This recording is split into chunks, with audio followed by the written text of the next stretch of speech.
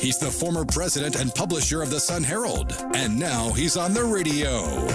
Welcome to Coast Vue with Ricky Mathews on SuperTalk Mississippi Gulf Coast 103.1. Welcome to Coast Vue. It's the show that celebrates the men and women who are making coastal Mississippi a special place to live, work, and play. We've talked to some amazing people. We've got one today. I've had the opportunity through my life to get to know people who are on this constant journey to become the best version of themselves. These people actually have inspired me to be the best version of myself as we've gone on these journeys together. So these people arrive at a place, they reach a big goal, and then they raise the bar again, and then off they go to achieve the new version of themselves. Today, the man that I'm interviewing or having a conversation with has had so many versions of himself, I have lost count. But I'll try to give you a little bit of a picture of him. He was a general for the National Guard. He was Harrison County's Emergency Operations Director after Katrina. He worked on the BP oil spill. He actually went to Haiti after the devastating earthquake that happened there. And now he's the Executive Director of the Department of Marine Resources. There's literally no stopping this man. To talk to him, he loves to work. He loves to learn new things. He loves to make a difference. And his newest leadership role at the Department of Marine Resources landed him right in the middle of another disaster, the opening of the Bonnie Carey Spillway and the devastating effect that it had to the Mississippi Sound. I'm so glad that you're here, Joe Spraggins. It's good to see you. You too. Glad to be here. You've worn so many leadership hats over these years. You just kind of like an Energizer bunny, just keep going, huh? Well, I think the way I look at it is I just ask the Lord to take me and do what He needs me to do. And a lot of times I just turn around and I'm doing something I didn't know I was going to do. So. Wow, you're finding the new version of yourself. I want to tell you real quick. Governor Barber asked me to be the keynote speaker at a meeting that he was hosting at the Beau Rivage, and the people who were there were leaders, prime ministers, and others from Canada, and then governors from the southeast states. It's an organized group, and he wanted me to tell the story of Katrina. Well, when he introduced me, he said, of course, I was vice chairman of the recovery effort, and then when I went to Alabama, Governor Riley asked me to lead the oil recovery planning efforts on the Coastal Recovery Commission. And so when Haley introduced me, he said, wherever Ricky goes, disasters follow him. Well, I no longer hold that mantle. You're the man who holds that mantle. You have really been in the middle of some important moments, haven't you? I have, and a lot of times you don't realize what's going to happen. And just like Katrina, I remember I was looking at the change and what I wanted to do. And I'd asked the Lord I said, I don't want to be a pawn that just sits out here and goes to work for somebody and goes to Washington when they want me to and sit on and do nothing all day long. And I'd been offered some big salaries to do that. And I told the Lord, I said, just give me a challenge in my next career. Well, now me and him qualify that challenge a little bit. I remember, and we'll get into all of this. We're gonna get into all this, but I do remember. It wasn't long after Katrina. We'd all been involved, and you'd been doing what you were doing, and I was, working to bring the Sun Herald back, and with the amazing employees that just were so inspiring. Connie Rocco came by one day, and she said, "Come on, go with me." And I said, "What do you want to do?" She said, "I want to take you down to the Emergency Operations Center," because I hadn't been there yet. I'd been just so focused on, the world around me.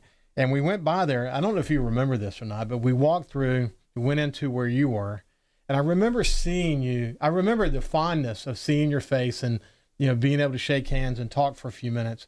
I remember how tired you looked, but how committed you were. And it was such an inspiration to me because you, from day one, before the storm and then through the storm and then the aftermath of the storm, your leadership and your steady hand was so inspiring, just not only to me, but those who worked around you. I bet you look back at those moments as being, tired moments, but also inspiring moments. Is that the way you see it? Yeah, but I also look at the mistakes I made. Yeah, you didn't. Oh, no. See, that's typical of you. And, I look at the things that I thought I could have done better. Yeah. And, I focus more on what I didn't do correctly as to what I did. Yeah, well, believe me, you did a lot of things right. Let's go back. The National Guard really defined you. You had a significant role there. I don't think that people, for the person who really doesn't understand the role the National Guard plays in all of South Mississippi, why don't you kind of set it up for us? What does the National Guard do? How important are they to the Mississippi coast? Well, it's extremely important, and to the United States of America and to each state. But the Guard has changed its role over the years. It originally was basically to guard the home front, and that was to guard the state of wherever it was at. But since then, the Air National Guard and the Army National Guard and all have changed to the point to where they're part of the regular Air Force and the regular Army. Mm-hmm. And we're a part of the total force now. Mm-hmm. And with the reductions, and we have to have that as a part of the total force. The training we did at Gulfport was very good for the whole overall Air Force, not just the National Guard.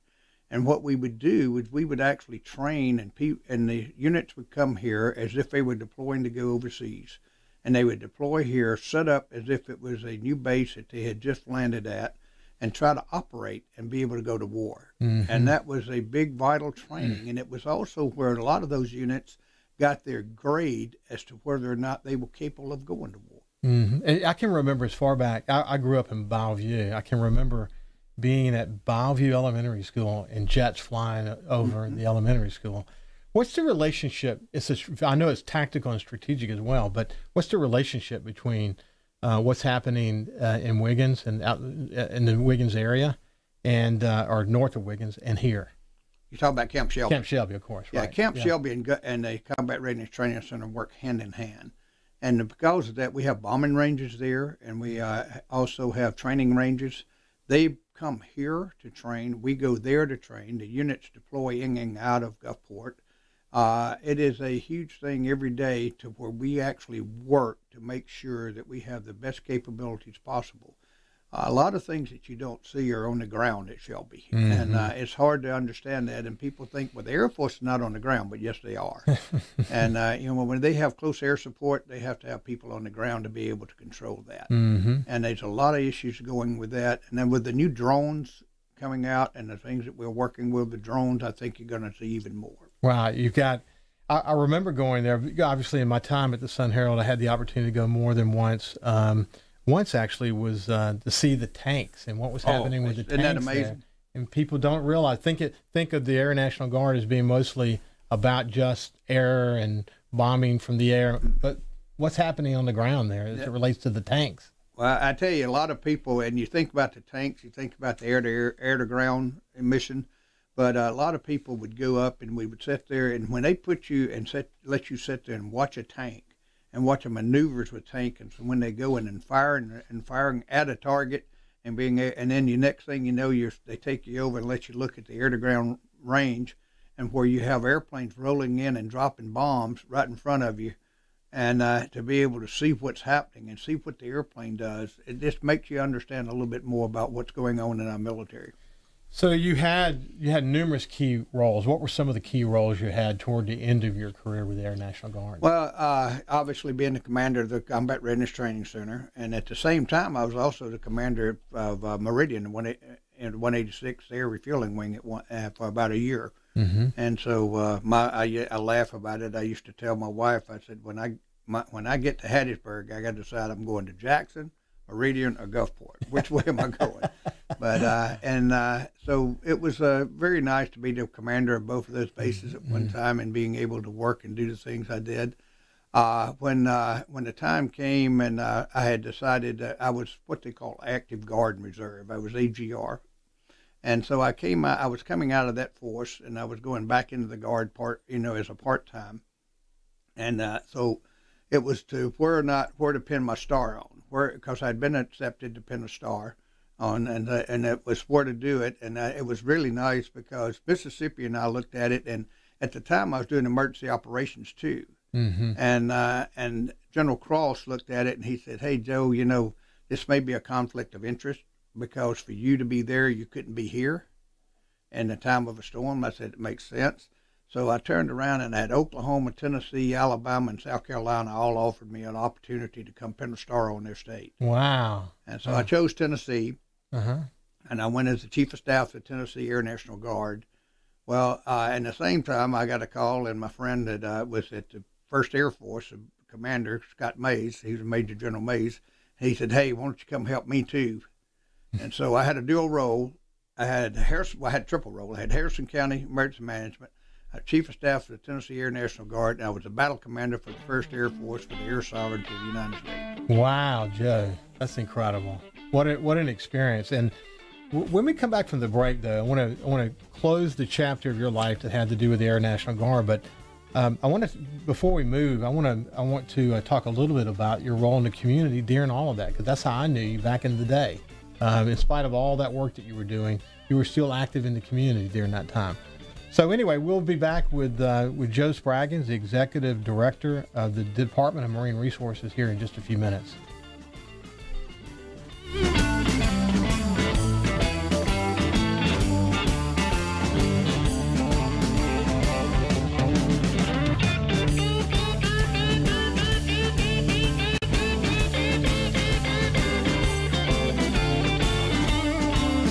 Subscribe for free to the Coast Vue podcast on iTunes, Google Podcasts, Spotify, or wherever you get your podcasts.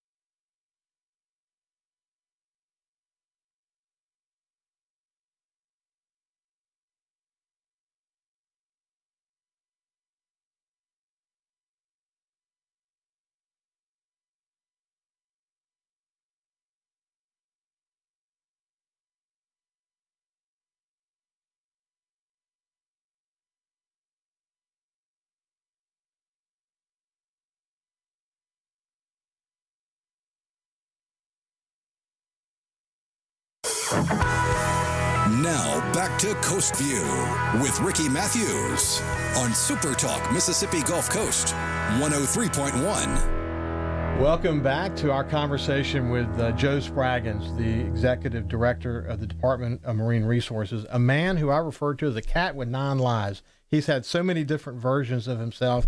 It's what a distinguished career. Well, we were finishing up the conversation about the National Guard. But, Joe, I remember you being so active in the community. It was a Coast Chamber, a Gulfport Chamber. What was that caused your awareness of the need for the National Guard to have this incredible relationship with the community? Where did that come from? Well, when I first came to Gulfport, and I worked for a man named Ken Combs. He was Colonel Combs at the time, and wound up being the mayor for several terms in Gulfport. But he taught me, he looked at it and he told me, he said, son, he said, you got to look out at the community and you got to pay attention to them. They're the reason that you're here. Mm-hmm. And you're here to protect them, and you're also here to help them understand what your mission is. And so the way I looked at it, I said, you know, if I'm having a mission that I'm flying jets over your house every day and I'm waking you up at 6 o'clock in the morning and keeping you up to 10 o'clock at night, I need to let you know why. Mm-hmm. And I need to let you understand the mission and what we're doing. Mm-hmm. And so the way to do it was to get involved. So I got involved with the Gulfport Chamber and the Coast Chamber, and it became part of that later. Right. But it wasn't even a Coast Chamber at that time. Right. And I remember when we brought all the chambers together, and I was the president of Gulfport Chamber, and we looked at a lot of things. We did a thing called Centurions, which we worked with. A group had a military affairs group, and we worked with them. And then, of course, it led from that to other things. Mm-hmm. Then it became that all different organizations across the coast. And I remember at one time, I can't name them all, I was on 11 board of directors at one time. Wow. And wow. It was something that you just basically said, hey, what can I do? Where can I go? Gulfport Rotary, Biloxi, wherever, where we need to go to explain to the people what our mission is and why we're doing it, and ask them to help us. Wow, you really did establish yourself as a leader in that way. I remember that. Well, that's how we knew each other. That's where we go back to. So when you retired from the military, you could have gone to Hawaii and and I was scheduled to. And, oh, were you really? And For trips. and kick back on a beach somewhere. I didn't know that. He just told me that. But you chose not to. You literally went from the frying pan into the fire. So what led you to the emergency management director role? Well, I was looking at it. I was looking at coming off the active duty guard and going traditional. And so my point was, what can I do in my next life? What do I want to do? And the job had come open as the emergency operations director. And so I just thought about it, and I said, heck, I'll put my name in the hat and see what happens. Well, Pam Ulrich and Vandy Mitchell was the two that I interviewed with. And we sat down and I talked to them about it, and they asked me different questions. And I remember very well, I'd had all the offers, all over the United States to go to work with them with big defense contractors and do other things. And so I was walking in on Friday afternoon, and I got a phone call, and Judy said, and I said, okay, yes, I'll do that. And Judy said, what did you just do? And I said, I just accepted the job as emergency management director of Harrison County. And she said, are you crazy? And I said, why? She said, that's about a third of the money you've been offered. And look, why do you want to do this? I said, I don't know. I just think that's what the Lord wants me to do. And so Pam asked me, let's pick a date. And so we picked a date to start, was 29 August 2005. Wow, that's really incredible. Yeah, the timing. By the way, Pam, over all of my years at the Sun Herald, always had such a good relationship with her. Mm-hmm. You know, what a passionate person she's been in leading her segment of Harrison County. So you start, mm-hmm. and we have a couple of close calls before Katrina gets here, right. And you're already kicked into motion. And before Katrina even formed, there was a lot of evidence in the Gulf that suggested that shear was down, the Gulf temperature was up, and we were all worried to death about it. And our worst nightmare came true. Right. And then you kicked into gear almost immediately. Yeah, I went to work, basically the guard, the military let me do it. And I started helping them on Monday was the day I was supposed to start. And I was helping them on like Tuesday and Wednesday the week before. And we were trying to find out what we needed to do, how we're going to set things up. Is this, what is this storm really doing? And we were having we call it, it's a group of guys, the old guys that flew fighter jets and all in the Guard. And we was having a reunion that weekend mm-hmm. in Gulfport. And I remember going down on that Saturday night and telling them, say, get out of here now. I need you to pack up and go. My class reunion from my high school was that Saturday night as well. And people didn't understand that we were watching that storm, and the magnitude of that storm was so enormous. I mean, it was such a tight little bitty storm as far as the center of the eye, and it was just getting huge by the minute. Yeah. Yes. And we knew no matter where it hit, that it was going to be huge. Yeah. And it was going to be devastating. So you worked hard to help people, tell people to listen to their local, emergency management groups to get out of here. Mm-hmm. If you've been told to evacuate, get out. And so prior to the storm, you put a lot of energy into making sure people were safe. And then after the storm, you tell the story, and you've mentioned it to me before, that there was a moment when it went from rescue to recovery, and that was the hardest day of your life. Tell me about that. Well, that was about 14-day period. Mm-hmm. And that's when you sit down and talk to all the doctors and all, and they basically look at it and say, in the conditions we're in, with a person without water, with a sufficient amount of water, or without food or anything, that is stranded or whatever to that point, they probably won't be alive after this point. Mm-hmm. And so it's a time when you have to make a decision, and I had to at Harrison County. And I had to say, okay, we're no longer going to look for someone mm-hmm. to rescue them. Mm-hmm. Now we're in the recovery stage of trying to find what we can do to get repair from where we're at. That was the toughest day of my life. Mm-hmm. Because if you had, excuse me a second. Yeah, that's fine. I understand. It's tough to recall these moments. It is. If you had a loved one that was missing. Yes. I was no longer looking for that Yeah, person. it's tough. And, I was no longer putting 100% of my effort on that. Mm-hmm. But I can tell you, we never quit. Yeah. Well, then you're focused then on the people who survived and how do we begin this recovery effort? I remember there's a moment when, because, we got 10-foot waves hitting my house. We were there. We were lucky to be alive. And I remember a day or two after Katrina, I saw a squirrel running across a tree that was down in my yard. And the back of its fur was completely wiped off. All you could see was meat. And it was, I felt like at the time it was a little bit of divine intervention for me. I looked at it and said, surely it's not going to live. But then it hit me that we survived, and our families survived, and a lot of people couldn't say that. And this opportunity now to kind of focus on the future and to say, okay, how do we make sure people move back to coastal Mississippi, come back home, and what are the things we need to do to give people a really strong choice that they have to come home. You were really focused on that after that, weren't you? I was. And matter of fact, worked with you on a lot of it. Yeah, and I remember you bringing me in with the governor's transition. And but we looked at it, and the idea was to find out what could we do. Yeah. I mean, we knew that Highway 90 and south of the railroad tracks was going to take a long time. Yes. It was going to take a long time to rebuild that.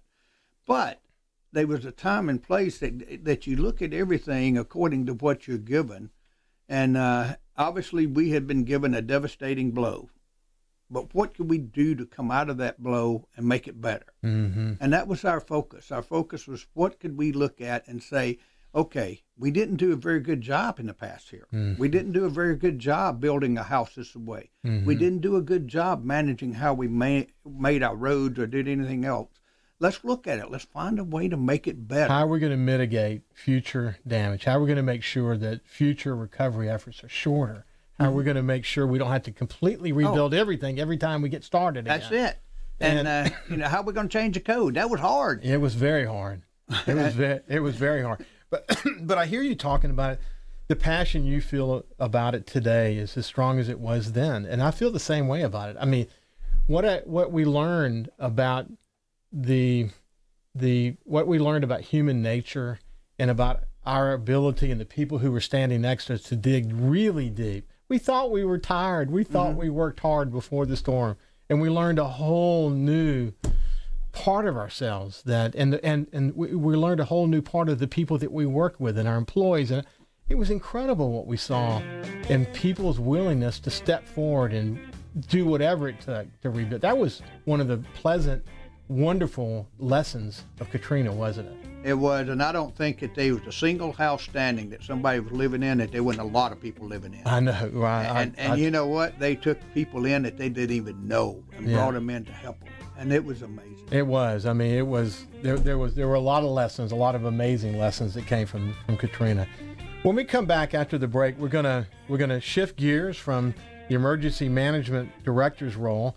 I want to actually ask him, how did he get involved in Haiti and the BP oil spill? And then we'll go ahead and start having a little bit more conversation about his current role.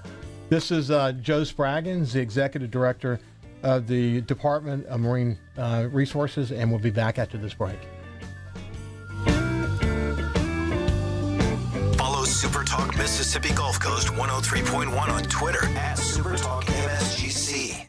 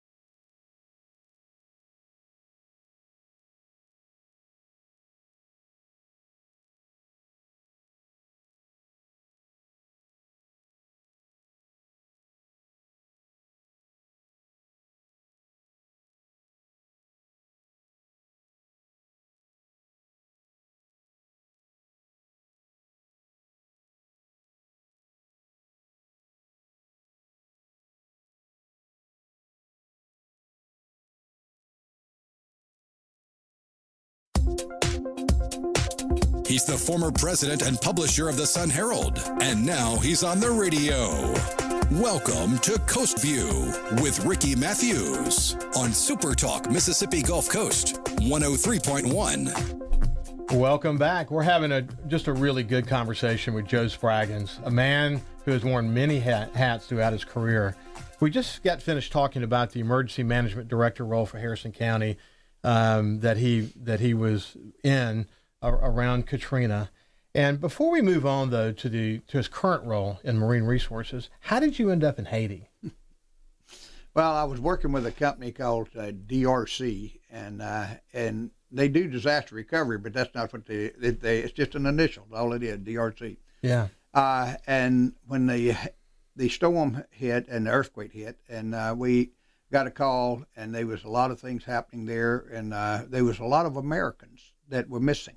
Mm-hmm. And so the United States government said, hey, we need to send somebody down there. We need to find these Americans. We need to make it right, and we need to make sure that we get everybody's body back that we can. Mm-hmm. And so we took the task and headed to Haiti with a couple of days after the earthquake. And we were there and worked for several months. I worked with them for about three or four months in Haiti to be able. And what we did every day was we'd go out and we would basically work on rebuilding and taking the pieces of the damage and trying to find the Americans. We knew where the Americans were at. There were several of the soldiers that were there, and in the Hotel Montana, and we were looking there and we were looking at it, and we were sifting through the debris every day to try to find it. And then also we took on a role to try to help rebuild it. Mm-hmm. And one of the things was what can we do to help the Haitians themselves and help them rebuild. We were working for the United States government, so it was a role of being able to help them as much as we could. And I tell you what, that's about a devastating place. And, you know, I know we had the devastation during Katrina, but you think about some people who had nothing to start with, and then they took everything away from them. And we had this incredible public-private, infrastructure that came to our rescue, and Congress and bipartisan efforts, and we were able to dig our way out. They didn't have that in Haiti. It was started in a bad spot, and it's still in a bad spot today. Oh, and it was a dangerous place. It was very dangerous, and all the prisoners that the president had put in jail for all the crimes that they had. Well, when the earthquake happened, they obviously got out and they stole all the guns and everything else, and so they were out trying to get even with people. Mm-hmm. It was a very dangerous place for anybody to live. Mm-hmm. They'd had no respect for the law, mm-hmm. and the only thing they had respect for were the United States Marines, and wow. I guarantee you they had a lot of respect for them. Well, my family, we spend time in Turks and Caicos. I like to dive, and that's just one of our favorite places to go. And there's a Haitian community there, and I found them to be terrific people. They do so much in their lives, but boy, they have a wonderful heart and soul, don't they? They do. They'll work hard. Yeah, it's amazing. And then you got involved in the BP oil spill. Yeah, that was. I left Haiti, came home, and matter of fact, as soon as I came home, I went back. I think it was the same time. Went to Nashville because we had the flood of Nashville. Mm-hmm. And so I had to go work it, and I went up and worked the flood of Nashville, and then I left the flood of Nashville and came home, and the BP oil spill hit. Wow. And so we started working with the BP oil spill and trying to figure out ways to make different ways of boom and other things to stop it from being able to get in the marsh or any other areas. Mm-hmm. Man, what a story. So how did you decide that you wanted to jump into your current role? Well, I was sitting there one day, and a guy named Jamie Miller. Yeah, Jamie. And Jamie and I had known Jamie when he worked with the governor, and I'd also known him when he worked for the congressman. And he worked with us in Alabama on the oil spill. Yeah, he did. Yeah. And anyway, I get a phone call from him, and he had just taken over the Department of Marine Resources. And he said, Joe, I wish you'd come help me. And I said, what you want me to do? And he said, I need somebody to help me turn this thing around. And he said, would you mind coming? And I said, well, I tell you what. I said, let me think about it. And I called him back. I said, I tell you what I'll do. I'll give you a year, and I'll come work with you for about a year, and then we'll see what we can do. Well, that's been over 6 years now. And it just grew on me. I tell you, it grew on me. The minute I got there, I knew I was hooked. I knew that I loved this organization, and it was an organization that I could see myself being a part of. And the people who work there are so dedicated. Oh, you know, I've spent most of my life on the water, so I get to know so many of them.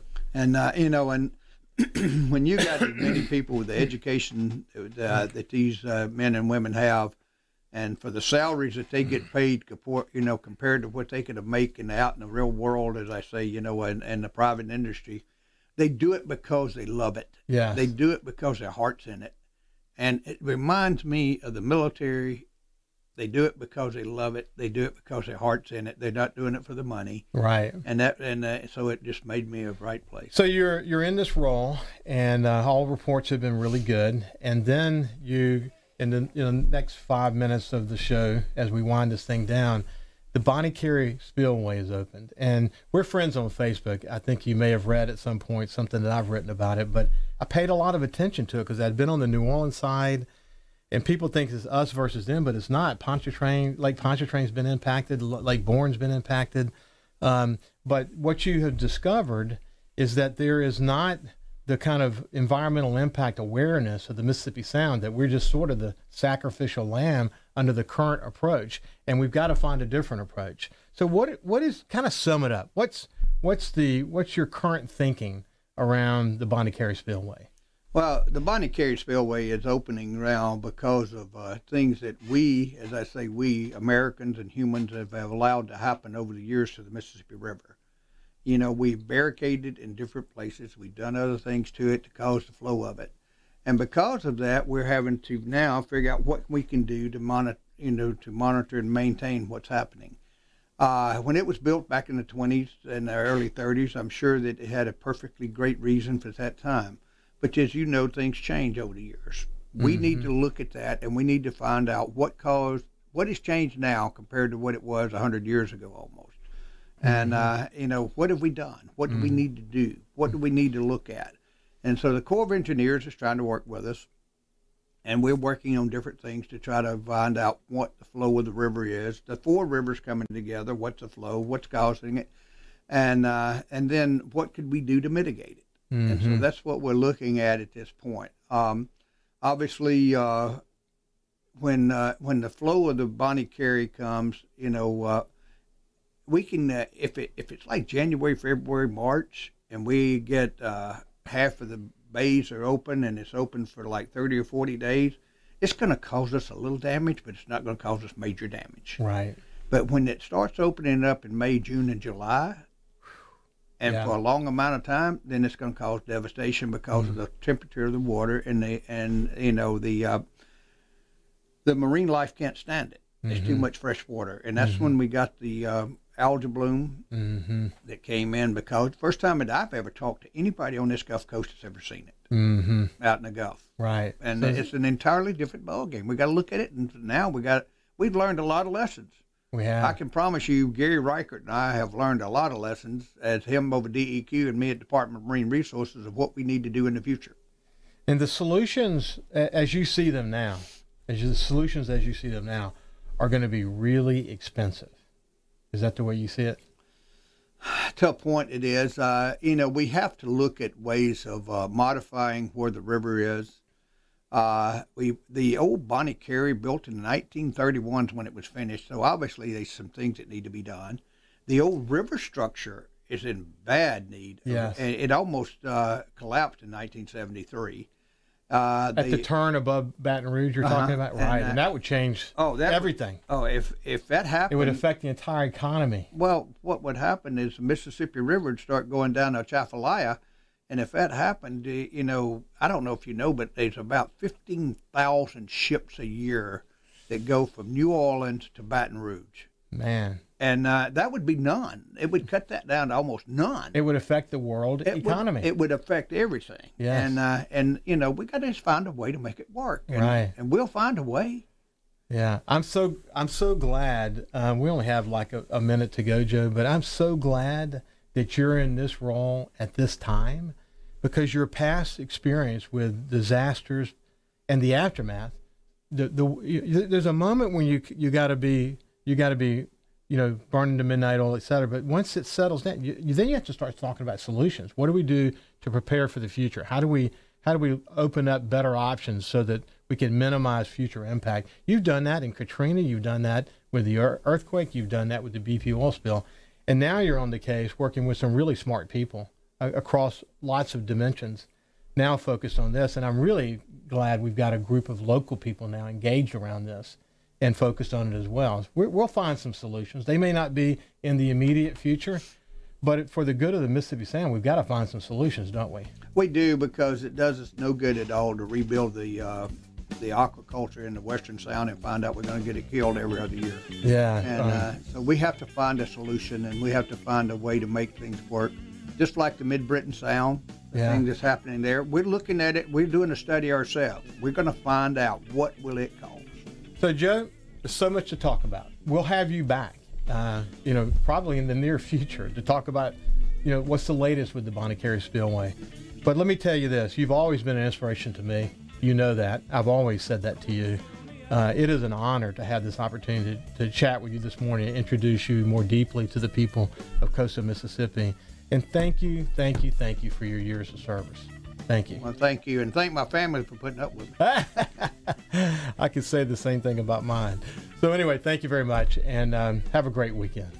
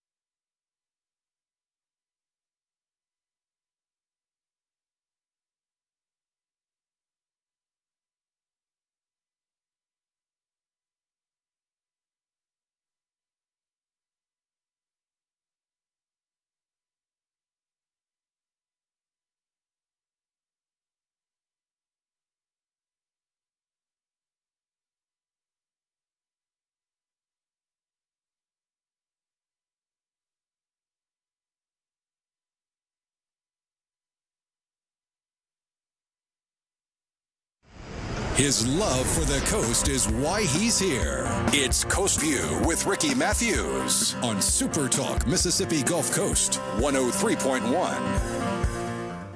Well, I really want you to have a great weekend, but we have one more segment yet. Thanks for bearing with us. So we've got Joe Spraggins, the Executive Director of Marine Resources, and I talked to him just a few minutes ago about his inspiration and what he has mean to me and lots of people like me, like to you. The role that he's played in so many roles that he's played over the many years and what that means to the people of coastal Mississippi. And Joe, you were about to talk about your family putting up with you, but it's way deeper than that. Your family has been there with you every step of the way. How important have they been to you? Enormous. And, my wife, Judy, she has put up with me through a lot of things, 34 years in the Air Force, and then obviously making each one of these moves and making the statement. She'd just look at me and she said, okay, what's next? And that's kind of the way she did it. And my son, Craig, he's sitting here and he's looking at it too, and he's saying, okay, Dad, and he's looking at what he wants to do in life. And matter of fact, he works for the Air Force now, and he is at the Pentagon.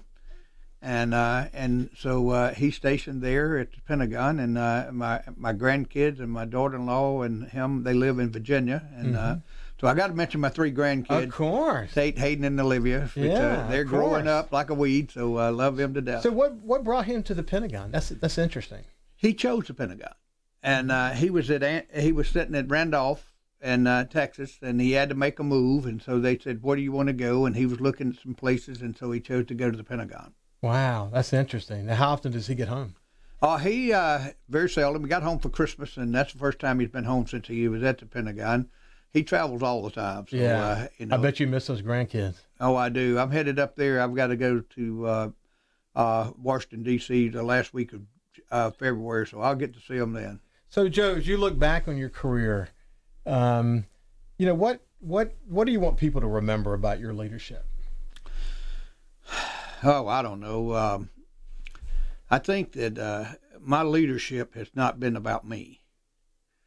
And they need to look at it. It's not about them. My leadership is because I believe in everybody that works with me. Mm-hmm. And I never worked for anybody, and they've never had anybody work for me. We all worked together as a team, and we were a team effort on everything that we did. And you always hear those statements. There's no I in team, and the other statements, and that's true. But if you live it that way, and if you give the credit, as everybody used to tell me, they'd say, "Won't you write a book about Katrina?" And I tell them, I said, if I wrote one, it'd be about the unsung heroes, all the people who did everything in the world and never got credit for it. Mm-hmm. The people that made everything happen and never got credit for it. Mm-hmm. And I would say that I would hope people would look back at me and said that, he's not here for himself, because I'm not. Mm-hmm. And that if you'll look at everything you do every day, and I hope that this is the way I have lived my life, is to go back and say, okay, what can I do today for someone else? Mm-hmm. What can I do to make Mississippi? What can I do to make the Gulf Coast? What can I do to make America better? Mm-hmm. How can I do something? What goal can I have? And God, just give me the mission and let me take it. So I say about the Coast Vue, this show, that it's about celebrating the men and women who are making coastal Mississippi a better place to live, work, and play. And it covers a wide range of people, from CEOs to community leaders to characters to nonprofit leaders to, we had the conversation with Leonard Propania from the Gulfport Police Department. But when you think about coastal Mississippi, forget about the roles that you play, but just when you think personally about coastal Mississippi, what does it mean to you? Mississippi, to me, is the essence of America, of what we think about the South and the most beautiful place in the world. Mm-hmm. And the way I look at it, and this is, I chose to move here. I wasn't born and raised here. I was raised in Alabama, but I chose to live here, and I chose here because the first time I ever came to Mississippi, I fell in love with it. When you ride down that Gulf Coast and look at it, and you see that beautiful Mississippi Gulf, and when you look at the old homes, that even some of them are still standing, and that you look at the culture and how people treat you. And, I don't think I've ever been somewhere in South Mississippi when somebody treated me bad. Right. And, it's always been that, hey, how you doing? And, is there something I can do to help you or whatever, It's interesting in all the conversations that I've been having with the folks on the show, it comes up over and over again, and that is the generosity of Mississippians. Mm-hmm. We are generous people, and when we're either number one in the nation or number two in the nation with generosity. When we call ourselves the hospitality state, we really mean it, don't we? Mm-hmm. And so I think about that too, that we're so lucky. Well, it's just like my son when he living in Boston, and he came home, and we were standing there one day, and we're out by the beach, and he looked at me and he said, "They just smell that water, smell that air." Well, Tish, we've talked about buildings don't make a community, the people that do, and Tish Williams told a great story about her 8-year-old daughter saying to her, "Mom, the buildings aren't what matters. It's the people that matters." That was an 8-year-old telling her that, but even she saw that in the people that are here. So anyway, thank you, Joe. I appreciate it. And now you can go have a great weekend. And we look forward to next week where we're going to continue these conversations with people who are making a difference. Thank you very much. Have a great weekend. Thank you. Thank you.